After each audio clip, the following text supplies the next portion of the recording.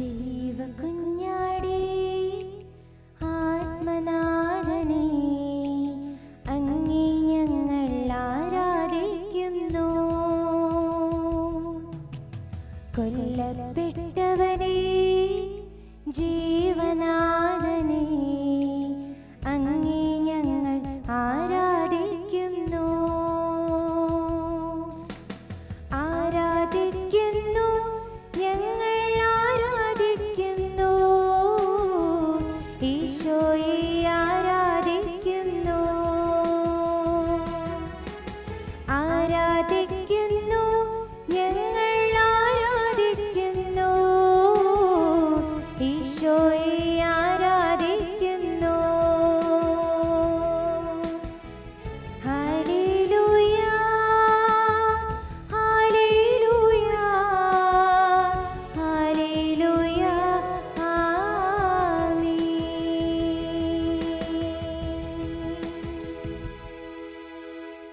ഞങ്ങളെ സ്നേഹിക്കുന്ന പരിശുദ്ധ പരമ ദിവ്യകാരുണ്യത്തിന് ഇന്നേരവും ആരാധനയും സ്തുതിയും പുകഴ്ചയും ഉണ്ടായിരിക്കട്ടെ. ഞങ്ങൾക്ക് പ്രത്യാശയും ധൈര്യവും തരുന്ന പരിശുദ്ധ പരമ ദിവ്യകാരുണ്യത്തിന് ഇന്നേരവും ആരാധനയും സ്തുതിയും പുകഴ്ചയും ഉണ്ടായിരിക്കട്ടെ. ഞങ്ങൾക്ക് സൗഖ്യവും സമാധാനവും തരുന്ന പരിശുദ്ധ പരമ ദിവ്യകാരുണ്യത്തിന് ഇന്നേരവും ആരാധനയും സ്തുതിയും പുകഴ്ചയും ഉണ്ടായിരിക്കട്ടെ. റോമാക്കാർക്ക് എഴുതിയ ലേഖനം 5-ാം അധ്യായം 5-ാം തിരുവചനം. പ്രത്യാശ നമ്മെ നിരാശരാക്കുകയില്ല. നമുക്ക് ലഭിച്ചിരിക്കുന്ന പരിശുദ്ധാത്മാവിലൂടെ ദൈവത്തിൻ്റെ സ്നേഹം നമ്മിലേക്ക് അവിടുന്ന് ചൊരിയപ്പെട്ടിരിക്കുന്നു. സങ്കീർത്തന പുസ്തകം 27-ാം അധ്യായം 10-ാം തിരുവചനം പറയുന്നു, അപ്പനും അമ്മയും എന്നെ ഉപേക്ഷിച്ചാലും കർത്താവ് എന്നെ കൈവിടുകയില്ല. ഈ സമയം നിരാശി ജീവിക്കുന്ന മക്കളെ നോക്കിക്കൊണ്ട് ദൈവത്തിൻ്റെ പരിശുദ്ധാത്മാവ് സംസാരിക്കുകയാണ്. പ്രത്യാശ നമ്മെ നിരാശരാക്കുകയില്ല. നമുക്ക് പ്രത്യാശ തരുന്നതല്ലേ ദൈവത്തിൻ്റെ വചനം, പ്രത്യാശ തരുന്നതല്ലേ വിശുദ്ധ കുർബാന, പ്രത്യാശ തരുന്നതല്ലേ മാലാഖമാരും വിശുദ്ധാത്മാക്കളുമെല്ലാം. എങ്കിൽ നിരാശയിൽ കൊണ്ടിരിക്കുന്ന സകല മക്കളെയും ഇന്ന് ആശ്വസിപ്പിക്കുവാൻ ഈശോ നമ്മുടെ അടുക്കിലേക്ക് വന്നിരിക്കുകയാണ്. 1 രാജാക്കന്മാരുടെ പുസ്തകത്തിൽ നാം കണ്ടുമുട്ടുന്നുണ്ട്. നിരാശയിൽ പോണ്ട് തകർന്ന് തരിപ്പണമായിരിക്കുന്ന, നിരാശയുടെ പടുകുഴിയിൽ കിടക്കുന്ന ഏലിയ പ്രവാചകനെ കുറിച്ച് 1 രാജാക്കന്മാരുടെ പുസ്തകം 19-ാം അധ്യായത്തിൽ പറയുകയാണ്, എനിക്ക് മരിച്ചാൽ മതി ജീവിക്കണ്ട എന്ന്. എനിക്ക് മരിച്ചാൽ മതി ജീവിക്കണ്ട എന്ന്. ആത്മീയ ജീവിതത്തിൽ ഒരു മനുഷ്യനെ തകർക്കുന്ന പിശാചിന്റെ ആയുധമാണ് നിരാശ. ഓർത്തു വെച്ചോ പ്രിയപ്പെട്ടവരെ, വിശുദ്ധിയിൽ ജീവിക്കുന്ന വ്യക്തിയെ തകർക്കാൻ നോക്കുന്ന പിശാചിന്റെ ആയുധമാണ് നിരാശ. മുൻപോട്ട് പോകുന്ന മനുഷ്യനെ പിൻപോട്ട് വലിക്കുന്ന ആയുധമാണ് നിരാശ. എന്നാൽ വചനം പറയുകയാണ്, പ്രത്യാശ നമ്മെ നിരാശരാക്കുകയില്ല എന്ന്.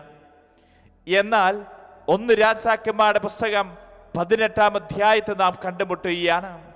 ഏലിയ പ്രവാചകനുണ്ടല്ലോ, ബാലിന്റെ എല്ലാ ദേവന്മാരെയും തകർത്ത് കളഞ്ഞവരാ, ദൈവജനത്തിന് വേണ്ടി ആരാധന പുനഃസ്ഥാപിച്ച വ്യക്തിയാ. ഇതുപോലെ തന്നെ ഏലിയ പ്രവാചകൻ കരമുയർത്തി പ്രാർത്ഥിച്ചപ്പോൾ അഗ്നി ഇറങ്ങി വന്ന് ദൈവം ബലി സ്വീകരിച്ചതാ. പഴയ നിയമത്തിൽ റോൾ മോഡലായ പ്രവാചകനാണ് ഏലിയ പ്രവാചകൻ. പഴയ നിയമത്തിൽ ശക്തനും ധീരനുമായിട്ടുള്ള പ്രവാചകനാണ് ഏലിയ പ്രവാചകൻ. എന്നാൽ 19-ാം അധ്യായത്തിൽ കാണുകയാണ്, നിരാശയുടെ പടുകുഴിയിൽ വെട്ടേറ്റ് തകർന്നു കിടക്കുന്ന ഏലിയ പ്രവാചകനുണ്ടല്ലോ, ഇത്രമാത്രം ശക്തി ഉണ്ടായിരുന്നുവെങ്കിൽ നിരാശയുടെ ആയുധത്തിൽ വെട്ടേറ്റ് തകർന്ന് വാടാമുൾച്ചെടിയുടെ തണലിൽ കിടക്കുകയാണ്. എന്നാൽ ഈ ഏലിയ പ്രവാചകനെ ദൈവം ഒരിക്കലും തള്ളിക്കളയുന്നില്ല. ഏലിയ പ്രവാചകന്റെ അടുക്കിലേക്ക് ദൈവത്തിന്റെ ദൂതനെ അവിടെ നയിക്കുന്നു. ദൈവത്തിന്റെ ദൂതൻ ഏലിയ പ്രവാചകനുണ്ടല്ലോ, കനലിൽ ചുട്ടെടുത്ത അപ്പവും ഒരു പാത്രത്തിൽ വെള്ളവും കൊണ്ടുപോയി കടുക്കുക. കനലിൽ ചുട്ടെടുത്ത അപ്പം, അതിനെക്കുറിച്ച് മിസ്റ്റർ അഗസ്തീനോസ് പറയുന്ന ഇങ്ങനെയാണ്: അത് വിശുദ്ധ കുർബാനയാണ്, അത് ദൈവത്തിന്റെ വചനമാണ്. ഈ ഏലിയ പ്രവാചകൻ നിരാശയുടെ പടുകുഴിയിൽ കിടന്നു കഴിഞ്ഞപ്പോൾ ദൈവം കൊടുത്തത് എന്താ? ദൈവം കൊടുത്തത് വിശുദ്ധ കുർബാനയും അതുപോലെ തന്നെ ദൈവത്തിന്റെ വചനവുമാ.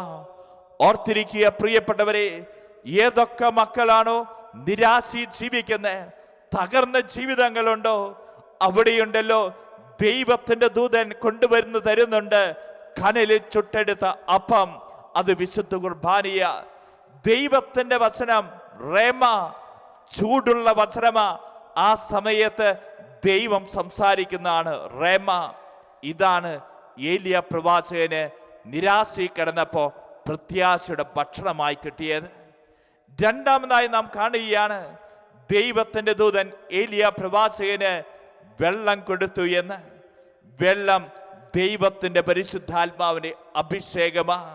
സമറിയക്കാരി സ്ത്രീക്ക് ജീവജലം കൊടുത്തു. എന്നിൽ വിശ്വസിക്കുന്നവന്റെ ഹൃദയത്തിൽ നിന്ന് വിശുദ്ധ ലിഖിതം പ്രസ്താവിക്കുന്ന പോലെ ജീവജലത്തിന്റെ അരുവികൾ ഒഴുകിയെന്ന് നമ്മൾ കണ്ടുമുട്ടുകയാണ്. 40 ദിനരാത്രങ്ങൾ മുന്നോട്ട് പോയ ഏലിയ പ്രവാചകന് ശക്തിയും ധൈര്യവും കൊടുത്തത്, നിരാശയുടെ പടുകുടിയിൽ നിന്ന് ഏലിയ പ്രവാചകനെ കൈപിടിച്ചുയർത്തിയത് കനലിൽ ചുട്ടെടുത്ത അപ്പവും വെള്ളവുമായിരുന്നുവെങ്കിൽ ഈ കാലഘട്ടത്തിൽ ഏതൊക്കെ മക്കളാണോ നിരാശയിൽ ജീവിക്കുന്നത്, പ്രത്യാശ നഷ്ടപ്പെട്ടു, എല്ലാം തകർന്നു എന്ന് നീ ചിന്തിക്കുന്നുണ്ടെങ്കിൽ ഈ ദിവ്യകാരുണ്യത്തിലേക്ക് നോക്കുക. ഏലിയ പ്രവാചകൻ 40 ദിനരാത്രങ്ങൾ ശക്തി കൊടുത്ത ദൈവത്തിന്റെ അപ്പം, ഞാൻ സ്വർഗത്തിൽ നിറങ്ങി വന്ന ജീവനുള്ള അപ്പം നിനക്കിതാ ദൈവം തരിക. ഇതുപോലെ തന്നെ ദൈവത്തിന്റെ വചനം നിനക്ക് തരിക. നിന്റെ നിരാശയിൽ ദൈവത്തിന്റെ പ്രത്യാശയുടെ വചനങ്ങളാണ് അത്. ഇതുപോലെ തന്നെ വെള്ളം നൽകി ദൈവത്തിന്റെ പരിശുദ്ധാത്മാവിന്റെ അഭിഷേകവും നിന്നിലേക്ക് അവിടുന്ന് ചൊരിയാണ്. ഒരു വ്യക്തി നിരാശയിൽ കിടന്ന് തകർന്നു പോകുവാൻ ദൈവം ആഗ്രഹിക്കുന്നില്ല. മറിച്ച് ഓരോ വ്യക്തിയും മാലാഖമാരെ അയച്ച് ദൈവം അവിടുന്ന് കരകയറ്റുന്നുണ്ട്, പ്രത്യാശയിലേക്ക് നയിക്കുന്നുണ്ട്. ഈ കാലഘട്ടത്തിലും പ്രിയപ്പെട്ടവരെ, തകർന്ന ജീവിതങ്ങളായിരിക്കാം, തകർന്ന കുടുംബങ്ങളായിരിക്കാം, തകർന്ന സ്വപ്നങ്ങളായിരിക്കാം, ഇനിയൊരു രക്ഷയില്ല എന്ന് നീ ചിന്തിക്കുന്ന അവസ്ഥയായിരിക്കാം. ദൈവത്തിന്റെ ദൂതൻ കടന്നു വരുന്നുണ്ട്. ഒരുപക്ഷെ ശാലോൺ ടിവിയിലൂടെ ദൈവത്തിന്റെ ദൂതനാ നിന്നോട് സംസാരിക്കുന്നത്. നീ വായിക്കുന്ന പുസ്തകങ്ങളിലൂടെ ദൈവത്തിന്റെ ദൂതൻ അവിടെ സംസാരിക്കുന്നുണ്ട്. നീ വചനമെടുക്കുമ്പോൾ ദൈവം തന്നെയാണ് സംസാരിക്കുന്നത്. അതുകൊണ്ട് തന്നെ നിന്റെ പ്രിയപ്പെട്ടവരുടെ വാക്കുകളിലൊക്കെ നിനക്ക് പ്രത്യാശ തരുന്നുണ്ട് എന്ന് നീ തിരിച്ചറിയുക. യൂദാസിനെ കുറിച്ചൊന്ന് ചിന്തിച്ചു നോക്കി. യൂദാസ് നിരാശയുടെ പടുകുഴിയിൽ കിടന്ന് തകർന്ന് തരിപ്പണമായ മനുഷ്യനാ. ഒരുപക്ഷെ യേശു കാൽവരിയുടെ നെറുകയിൽ കിടന്നപ്പോൾ യേശുവിനെ സങ്കടപ്പെടുത്തിയ നൊമ്പരം എന്തായിരുന്നു എന്നറിയോ? അത് മറ്റൊന്നുമല്ല, തൻ്റെ അരുമ ശിഷ്യൻ, 3 വർഷക്കാലം തൻ്റെ കൂടെ നടന്നവൻ, തോളോട് തോൾ ചേർന്നിരുന്നവൻ, 3 വർഷക്കാലം തൻ്റെ വാക്ക് മുഴുവൻ കേട്ടവൻ, ഒന്നും അവന് മനസ്സിലായില്ലല്ലോ എന്നുള്ള വേദനയ യേശുവിൻ്റെ കാൽവരിയിൽ കിടന്നപ്പോൾ യേശുവിൻ്റെ നൊമ്പരം. കാരണം എന്താ? ഈ യേശു കാണുകയാണ് വയറൊക്കെ പിളർന്ന് കൊടലൊക്കെ പുറത്തേക്ക് ചാടി തകർന്ന് നശിച്ചു കിടക്കുന്ന യൂദാസിനെ. ഈ യൂദാസിന് വേണ്ടിയിട്ടും കൂടിയാ കർത്താവ് കാൽവരിയിൽ മരിച്ചത്. എത്ര പാപം ചെയ്തവനാണോ അവനെയും ചേർന്ന് പിടിക്കാൻ കർത്താവിന് സ്നേഹമുണ്ട്. അവനെയും ചേർത്ത് പിടിക്കുന്നവനാ നിന്റെ കർത്താവ്. അതുകൊണ്ട് തന്നെ എത്ര തകർന്നവനാണോ അവനെയും വീണ്ടെടുക്കാൻ വേണ്ടിയിട്ട എൻ്റെ കർത്താവ് കാൽവരി രക്തം ചിന്തി എന്നുള്ള ബോധ്യം ഈ സമയം ഓരോ ഹൃദയങ്ങളിലും ഉണ്ടാകട്ടെ. പത്രോസ് പാപം ചെയ്തു. പത്രോസ് കർത്താവിനെ തള്ളി പറഞ്ഞു. എന്നാൽ പത്രോസിന് അനുതാപത്തിന്റെ കണ്ണുനീരുണ്ടായിരുന്നു. കർത്താവിന്റെ സന്നിധിയിലേക്ക് പത്രോസ് തിരിച്ചു നടക്കുക. എന്നിരുന്നാലും പത്രോസിന്റെ ഉള്ളില് ഇങ്ങനൊരു ചിന്തയുണ്ടായിരുന്നു. ഇനി എന്നെ കർത്താവിന്റെ അപ്പോസ്തലൻ എന്ന് വിളിക്കാൻ പറ്റുമോ? ഇനി എന്നെ സംബന്ധിച്ചിടത്തോളം വചനം പ്രഘോഷിക്കാൻ പറ്റുമോ? ഇനി എനിക്ക് പരിശുദ്ധാത്മാവ് ലഭിക്കുമോ? ഈ കാലഘട്ടത്തില് അനേകം വ്യക്തികളുടെ ഹൃദയത്തിലെ നിരാശയല്ലേ? അവന്റെ അടുക്കിലേക്കല്ലേ കർത്താവ് വന്നത്? കർത്താവ് പറഞ്ഞത്, മോനെ, മോളെ, ഒരു രാത്രി മുഴുവൻ പത്രോസ് അധ്വാനിച്ചു. അവന്റെ പഴയ ജീവിത ഇനി ഒരിക്കലും ഞാൻ തിരിച്ചു പോകുകയില്ല എന്ന് പറഞ്ഞ പത്രോസ് ഉണ്ടല്ലോ, ആ പഴയ വള്ളമെടുത്തു. ആ പഴയ കടലിലേക്ക് വീണ്ടും യാത്രയാവുക. എന്നാൽ പ്രിയപ്പെട്ട മക്കളെ, അവിടെയും കർത്താവ് പത്രോസിനെ തള്ളിക്കളയുന്നില്ല. അവനെ വീണ്ടെടുക്കുക. ആ കടൽ തീരത്തെ കർത്താവ് പ്രത്യക്ഷനായിക്കൊണ്ട് ചോദിക്കുന്നുണ്ട്, കുഞ്ഞുങ്ങളെ, നിങ്ങൾക്ക് വല്ലതും കിട്ടിയോ? കുഞ്ഞുങ്ങളെ എന്ന് യേശു ഈ ശിഷ്യന്മാരെ വിളിച്ചുവെങ്കിൽ അതിൻ്റെ അർത്ഥം എന്താണെന്നറിയോ? ആത്മീയ പക്വത വരാത്ത മക്കളെ. ഇന്ന് നമ്മളോട് ചോദിക്കുക, കുഞ്ഞുങ്ങളെ, എത്രയോ കാലമായി നീ വചനം കേൾക്കുന്നു, കൂദാശ ജീവിതത്തിലൂടെ കടന്നു പോകുന്നു, എന്നിട്ടും കുഞ്ഞുങ്ങളായിരിക്കുന്ന വ്യക്തികളല്ലേ, ആത്മീയ പക്വത വരാത്ത വ്യക്തികളല്ലേ? കർത്താവിൻ്റെ സന്നിധിയിലേക്ക് നമ്മുടെ അവസ്ഥകളെയൊക്കെ ചേർത്ത് വെക്കാം. ഈ ശിഷ്യനെ പോലും കർത്താവ് ചേർത്ത് പിടിച്ച് അവർക്കൊക്കെ ഭക്ഷണം വിളമ്പിക്കൊടുക്കുന്ന അമ്മയുടെ കരുതല്, അമ്മയുടെ സ്നേഹമല്ലേ യേശു അവിടെ കാണിച്ചത്? ഇന്ന് ഈ ആരാധനയിലേക്ക് നമ്മെ ഓരോരുത്തരെയും കർത്താവ് കൂട്ടിക്കൊണ്ടുവന്നിരിക്കുക. അധ്വാനിക്കുന്നവരും ഭാരം വഹിക്കുന്നവരുമായ നിങ്ങളെല്ലാവരും എൻ്റെ അടുക്കിലേക്ക് വരുവിൻ. നിന്റെ നിരാശ കർത്താവ് എടുത്തു മാറ്റും. നിന്റെ വേദന കർത്താവ് എടുത്തു മാറ്റും. ഏതവസ്ഥയായിക്കൊള്ളട്ടെ, കർത്താവ് നിന്നെ സ്വീകരിക്കും. ഓരോ പ്രാർത്ഥനകൾക്കും മറുപടിയായി നീ ഇങ്ങനെയാണ് പ്രാർത്ഥിക്കേണ്ടത്: കർത്താവേ, ഞങ്ങൾ അങ്ങയെ ആരാധിക്കുന്നു എന്ന് പറഞ്ഞ ആ ശിഷ്യഗണത്തോടൊപ്പം, മാലാഖമാരോടൊപ്പം, വിശുദ്ധാത്മാക്കളോടൊപ്പം നീ ആയിരിക്കുന്ന സ്ഥലത്തായിരുന്നു കൊണ്ട് ഞങ്ങൾ അങ്ങയെ ആരാധിക്കുന്നു എന്ന് ഏറ്റുചൊല്ലി പ്രാർത്ഥിക്കാം. ഞങ്ങൾ അങ്ങയെ ആരാധിക്കുന്നു, ഞങ്ങൾ അങ്ങയെ ആരാധിക്കുന്നു.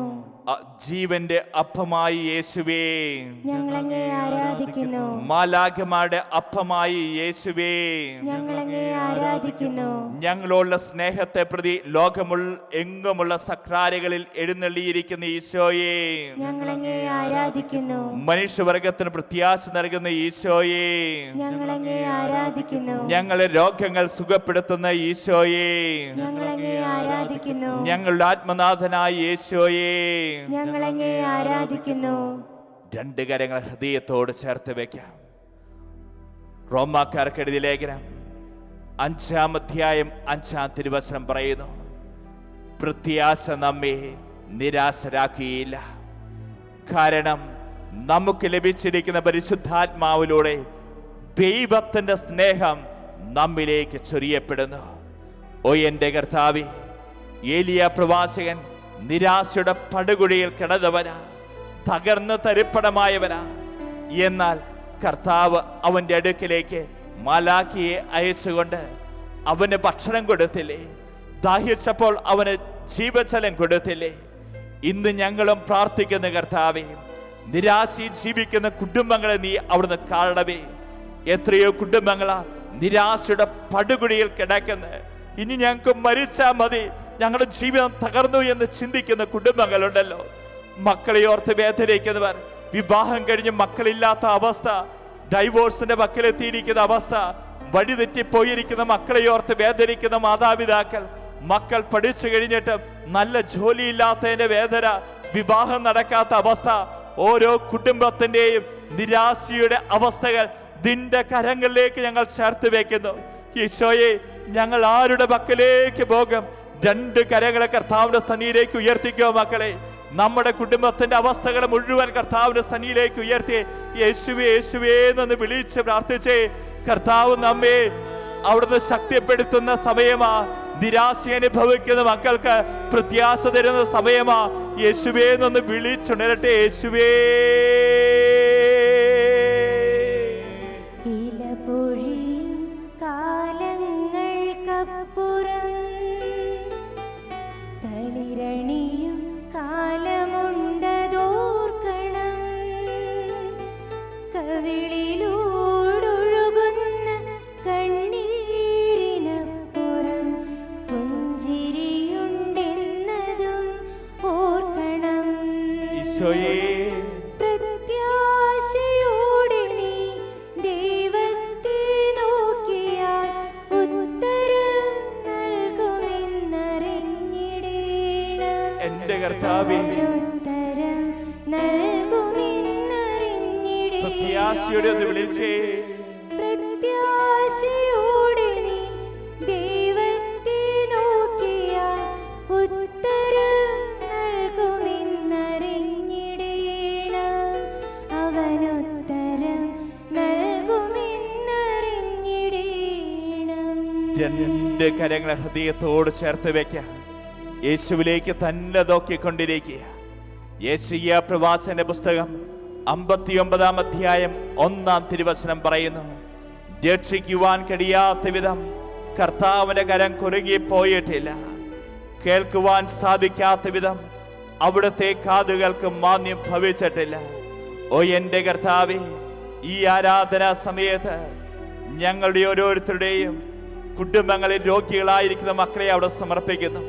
ഞങ്ങളുടെ പ്രിയപ്പെട്ടവരായ രോഗികളായിരിക്കുന്ന മക്കളെ അവിടെ സമർപ്പിക്കുന്നു. എന്നും മരുന്ന് കഴിച്ചുകൊണ്ടിരിക്കുന്ന മക്കളെ നീ അവിടുന്ന് കാണണമേ. സമ്പാദിച്ച മുഴുവൻ ആശുപത്രിയിൽ കൊണ്ടുപോയി ബില്ലടയ്ക്കാൻ ചില കുടുംബങ്ങൾക്ക് പറ്റുന്നുള്ളൂ. എന്നും രോഗപീഠകളാൽ പറയുന്ന കുടുംബങ്ങളെ നീ അവിടുന്ന് കാണണമേ. കർത്താവിന്റെ വചനം പറയുന്നുണ്ടല്ലോ, രക്ഷിക്കുവാൻ കഴിയാത്ത വിധം കർത്താവിന്റെ കരം കുറുങ്ങിപ്പോയിട്ടില്ല എന്ന്. കോവിഡ് ബാധിച്ചിരിക്കുന്ന മക്കൾ, ICUയിലായിരിക്കുന്നവർ, വെന്റിലേറ്ററിന്റെ സഹായത്തോടുകൂടെ മാത്രം ശ്വസിച്ചു കൊണ്ടിരിക്കുന്നവർ, ക്വാറന്റൈൻ ചെയ്തിരിക്കുന്ന മക്കൾ, സകല രോഗപീഠകളിലേക്ക് കർത്താവിന്റെ സൗഖ്യം അവിടുന്ന് ഒടുകട്ടെ. രണ്ട് കരകളെ കർത്താവിന്റെ സന്നിധിയിലേക്ക് ഉയർത്താൻ മക്കളെ. യേശുവേ യേശുവേ എന്ന് വിളിച്ച് പ്രാർത്ഥിച്ചോ. രോഗികളിലേക്ക് കർത്താവിന്റെ സൗഖ്യം അവിടുന്ന് ഒഴുകുന്ന സമയമല്ലേ? കർത്താവ് നമ്മെ തൊടുന്ന സമയമല്ലേ? അവനെ നോക്കിയവർ, അവൻ നോക്കിയവരൊക്കെ സൗഖ്യം പ്രാപിച്ചുവെങ്കിൽ ഈ സമയം കർത്താവ് നിന്റെ കുടുംബത്തെ കാണും. ഇരു കരമുയർത്തി വിളിച്ചുണരട്ടെ. യേശുവേ. ഇലപൊഴിയും കാലങ്ങൾക്കപ്പുറം തളിരണിയും കാലമുണ്ടതോർക്കണം. കവിളിലൂടൊഴുകുന്ന കണ്ണീരിനപ്പുറം പുഞ്ചിരിയുണ്ടെന്നതും ഓർക്കണം. പ്രത്യാശയോടെ നീ ദൈവത്തെ നോക്കിയാൽ ഉത്തരം നൽകുമെന്നറിഞ്ഞിടേണം. എന്റെ കർത്താവേ, അവനുത്തരം നൽകുമെന്നറിഞ്ഞിടേണം. പ്രത്യാശയോടെ വിളിച്ചേ. പ്രത്യാശയോടെ നീ ദൈവത്തെ നോക്കിയാൽ ഉത്തരം നൽകുമെന്നറിഞ്ഞിടേണം. അവനുത്തരം നൽകുമെന്നറിഞ്ഞിടേണം. രണ്ട് കരങ്ങൾ ഹൃദയത്തോട് ചേർത്ത് വെക്കാം. യോഹന്നാന്റെ സുവിശേഷം 14-ാം അധ്യായം 1-ാം തിരുവചനം പറയുന്നു, നിങ്ങളുടെ ഹൃദയം അസ്വസ്ഥമാകേണ്ട, ദൈവത്തിൽ വിശ്വസിക്കുവിൻ, എന്നിലും വിശ്വസിക്കുവിൻ. നിങ്ങളുടെ ഹൃദയം അസ്വസ്ഥമാകേണ്ട, ദൈവത്തിൽ വിശ്വസിക്കുവിൻ, എന്നിലും വിശ്വസിക്കുവിൻ. ഓ എൻ്റെ കർത്താവേ, അസ്വസ്ഥമായ മനസ്സുകളുമായി ഈ ആരാധനയെ പങ്കെടുക്കുന്ന മക്കളെ നീ അവിടുന്ന് കാണണമേ. ഓരോ മക്കളുടെയും ഹൃദയങ്ങളിൽ അവർ കൊണ്ടുപോയി നടക്കുന്ന നൊമ്പരങ്ങൾ നീ അവിടുന്ന് കാണണമേ. ആരോടും പങ്കുവെക്കാനാവാത്ത വേദനകളും സങ്കടങ്ങളുമായിട്ടാണല്ലോ ഈ മക്കൾ ഈ ആരാധനയെ പങ്കെടുത്തുകൊണ്ടിരിക്കുന്നത്.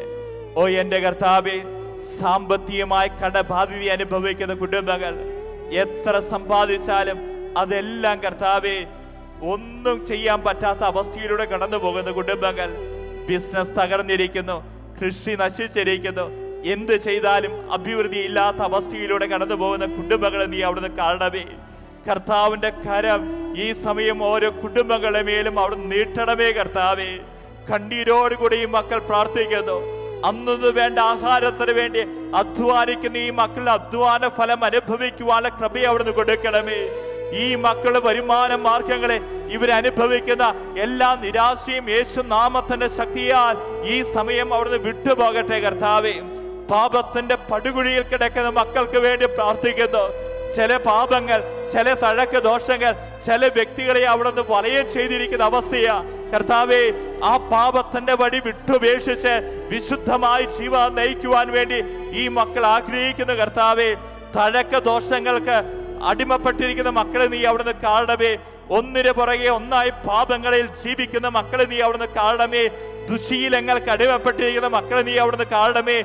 മദ്യപാനത്തിന്റെയും മറ്റ് ലഹരിയുടെയും പിടിയിൽ അമർന്നിരിക്കുന്ന മക്കളെ നീ അവിടുന്ന് കാണണമേ.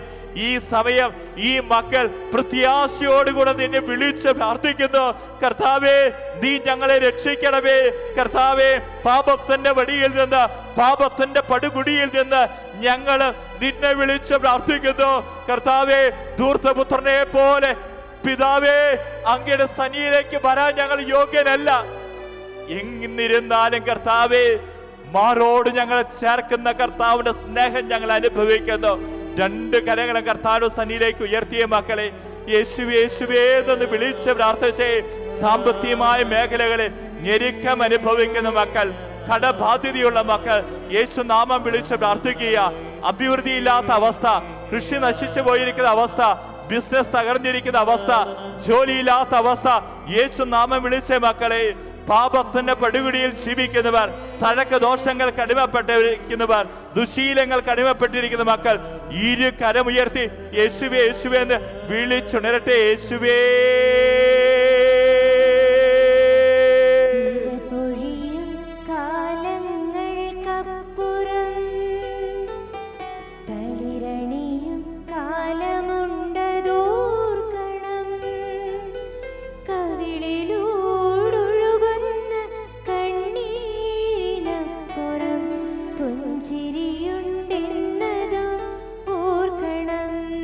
കർത്താവേ, പ്രത്യാശയോടെ നീ ദൈവത്തെ നോക്കിയാൽ ഉത്തരം നൽകുമെന്നറിഞ്ഞിടേണം.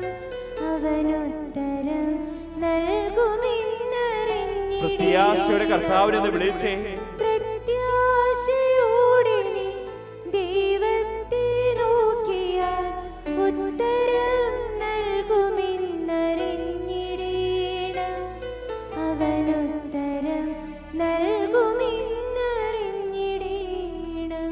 മക്കളെ, കർത്താവ് അനുഗ്രഹിച്ചാൽ നമ്മൾ അനുഗ്രഹിക്കപ്പെടാം. കർത്താവ് തൊട്ടാൽ നാം സൗഖ്യം പ്രാപിക്കും. അവിടുന്ന് മാത്രമാണ് എൻ്റെ പ്രത്യാശ. കർത്താവ് നമ്മെ അനുഗ്രഹിക്കാൻ പോകുന്ന സമയമാണ്. കർത്താവ് നമ്മെ തൊടാൻ പോകുന്ന സമയമാണ്. രണ്ട് കരങ്ങൾ തുറന്നു വിളിച്ച് യേശുവേ യേശുവേ എന്ന് വിളിച്ച് പ്രാർത്ഥിച്ചേ. അധരം തുറന്ന് ഹൃദയം തുറന്ന് യേശു നാമം ഒന്ന് വിളിച്ച് പ്രാർത്ഥിച്ചേ. എല്ലാ അധരങ്ങളും യേശുവിനെ നോക്കി വിളിച്ച് വിളിച്ച് പ്രാർത്ഥിക്കട്ടെ. യേശുവേ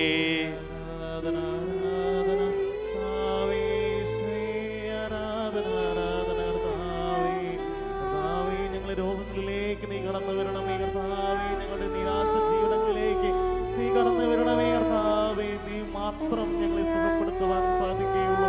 നിങ്ങളെ തൊട്ടാൽ നീ സുഖമാകും, സുഖമാകും. ഞങ്ങൾ ഉറച്ചു വിശ്വസിക്കുകയാണ് കർത്താവേ. ഈ ദിവ്യകാരുണ്യത്തിന്റെ ശക്തി ഞങ്ങളുടെ ഭവനങ്ങളിലേക്ക് കടന്നു വരണമേ, ഞങ്ങളുടെ സമൂഹങ്ങളിലേക്ക് കടന്നു വരണമേ, ഞങ്ങളുടെ ദേശത്തിലേക്ക് കടന്നു വരണമേ. ആത്മാവിന്റെ വലിയ ചൈതന്യം ഞങ്ങളുടെ ജീവിതത്തിലേക്ക് ഉണ്ടാകണമേ കർത്താവേ. ദൈവത്തിന്റെ ആത്മാവിന്റെ കൃപകൾ ഞങ്ങളുടെ ജീവിതത്തിലേക്ക് ഉണ്ടാകണമേ. അങ്ങയെ സ്തുതിക്കുവാൻ